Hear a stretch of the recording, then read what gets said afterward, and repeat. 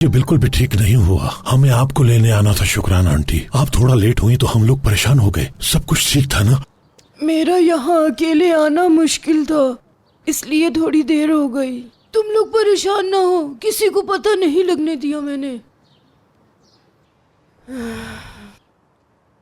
बेटा, अस्मा ने बताया तुम्हें कुछ पूछना है, किसी के बारे में पूछो बेटा।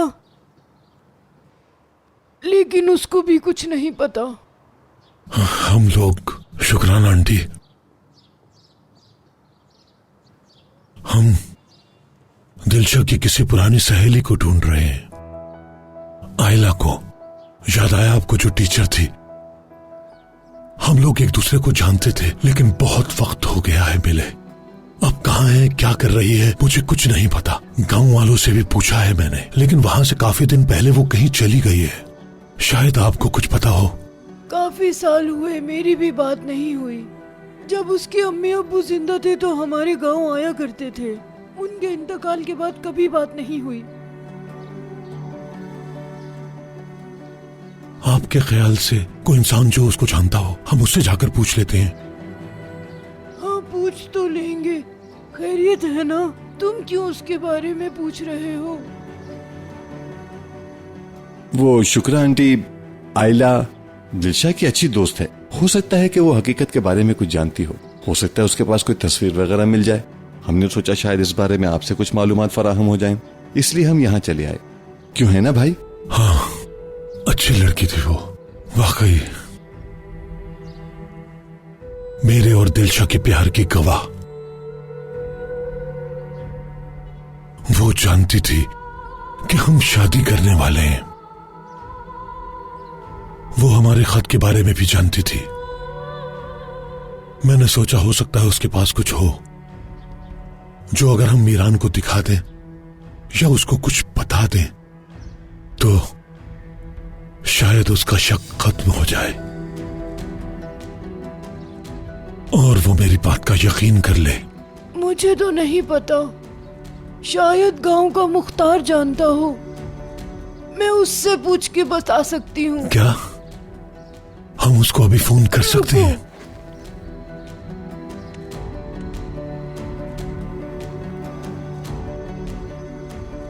इसमें देखो, उसका नंबर होगा। मुख्तार नाम है? हाँ हाँ है, मुख्तार।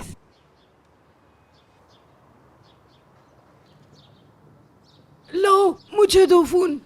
तुम्हें थोड़ी पहचानेगा वो, मैं बात करती हूँ। ठीक है। हेलो मुख्तार, मैं शुक्रान हूँ। बहुत शुक्रिया मुख्तार। मेरी बात सुनो, वो जो हमारे गांव में एक लड़की नहीं रहा करती थी, आयला, वो जो टीचर बन गई थी, हाँ वही। उसका पता चाहिए, किसी से पूछकर बताओ मुझे।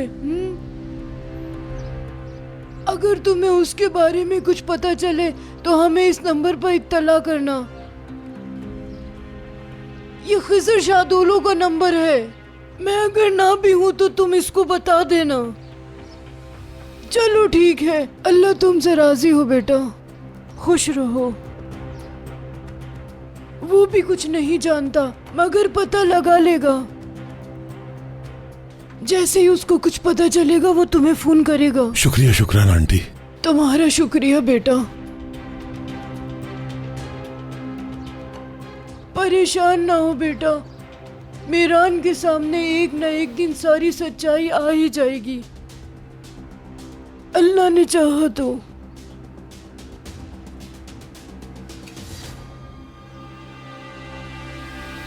एक आदमी है जिसका नाम है हारून बकरजी। हमें उसके बारे में सब कुछ पता लगाना है, मतलब सब कुछ। उसका ताल्लुक उर्फा से है, मगर वो पढ़ने के लिए अमेरिका चला गया था। उन लोगों का खानदानी कारोबार धागे का है और वो लोग अच्छे पैसे वाले हैं। 3 बहनें हैं और माँ का इंतकाल हो चुका है, लेकिन बाप अभी जिंदा है, समझ गए?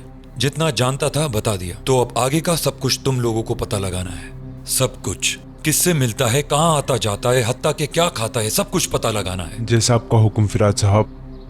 चलिए हारून साहब, अब पता लग जाएगा आप कौन हैं। ये तुम क्या कर रहे हो फिराद?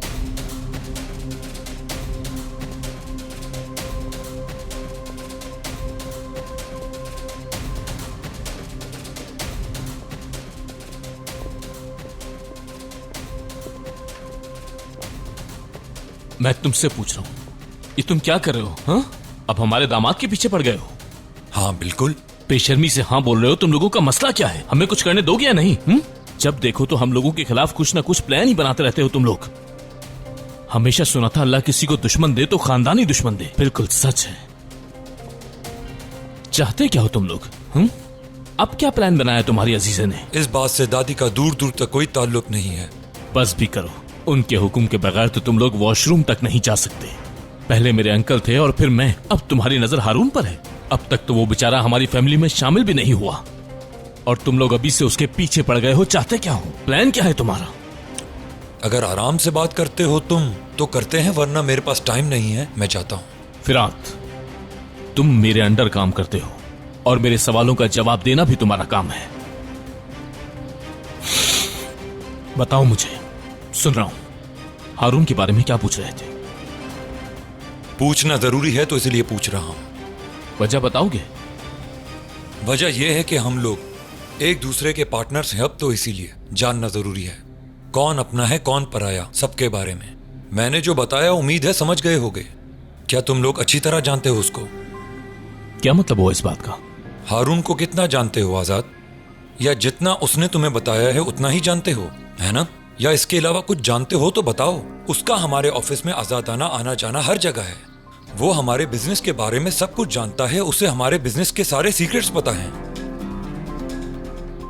मेरा शुक्रिया अदा करने के बजाय अजीब और गरीब सवालात पूछ रहे हो आजाद। शुक्रिया क्यों कहना चाहिए मुझे? वो इसलिए मिस्टर आजाद, शादोलो फैमिली को उतना ही नुकसान होगा जितना कि हमें, क्योंकि हम लोग बिजनेस पार्टनर्स हैं। हमारा फायदा एक है और हमारा नुकसान भी एक है। वो मिसाल तो सुनी होगी तुमने, जो कारोबार करते हैं वो किसी पर भरोसा नहीं करते आजाद। इसलिए हमारे अतराफ में जो चल रहा है उस पर नजर रखनी पड़ती है। उम्मीद है अब समझ गए होगे। लिहाजा अब जो भी कदम उठाना, मशवरे से उठाना बाबा के और अपने अंकल खिजर शादोलो के। नहीं नहीं शुक्रान आंटी, हम यहाँ आपको नहीं उतार सकते। हम आपको दरवाजे तक छोड़ देते हैं। बेटा, अगर अजीजा ने देख लिया तो अच्छा नहीं होगा। नहीं शुक्रान आंटी, उसका मसला नहीं है। जो भी उससे डरता है वो उसी की तरह है। अगर कुछ कहेगी तो उसे जवाब भी मिलेगा। लेकिन भाई, जब हम दोनों को देखेगी तो जरूर शक में पड़ेगी। आप तो जानते हैं उसका दिमाग शैतान से भी ज्यादा तेज चलता है। इसलिए बेहतर यह है कि मैं अकेला जाकर इन्हें छोड़कर आता हूं। चलो ठीक है, ऐसा ही कर लेते हैं। अगर अजीजा का सामना हो तो उससे बहस मत करना। नहीं भाई, मैंने क्या बहस करनी है? हाँ।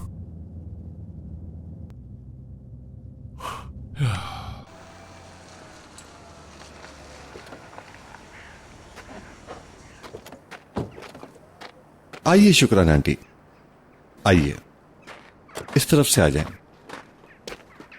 आइए। बेटा, हाँ। अगर तुम्हें कुछ पता चले तो मुझे जरूर बताना। आप परेशान मत हो आंटी। अस्मा को फोन कर देना। ठीक है ठीक है, आप परेशान मत हो, संभाल के। आप यहीं रुकिए भाई। आ जाएं आंटी, आराम से आए।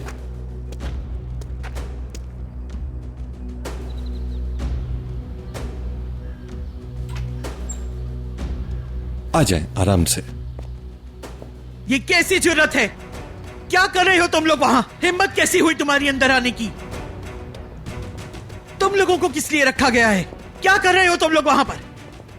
निकालो बाहर इन लोगों को घर से।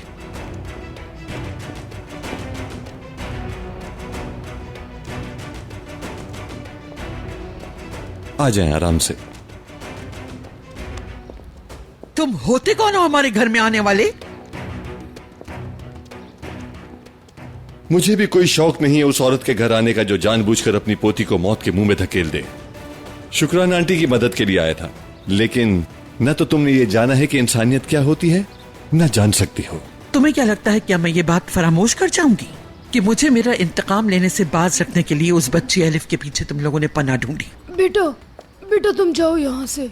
इस औरत की बातें मत सुनो। कुछ नहीं होगा, कुछ नहीं होगा, आप परेशान मत हो। हम लोगों में ऐसा नहीं होता। हम लोग ऐसा नहीं कर सकते। आप जानती हैं अजीजा असलाम्बे, 20 साल की एक लड़की को झूठे निकाह की वजह से पूरे शहर के दरमियान फेंक दिया। हम 1000 साल भी सोचें तब भी इतना बुरा किसी के लिए सोच नहीं सकते, और अगर सोच भी लें तो हमारा ज़मीर ये सब करने की इजाजत नहीं देता।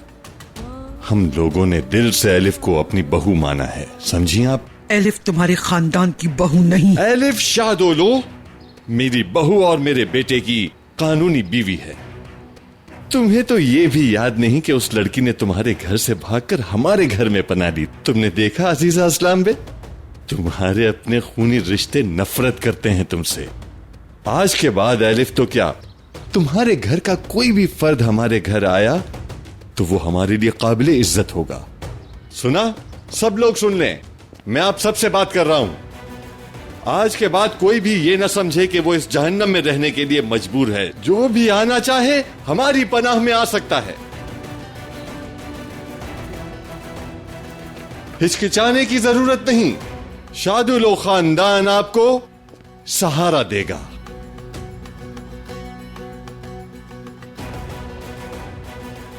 मेरे सारे दुश्मनों को इसी दरवाजे पर ले आई तुम शुक्रान।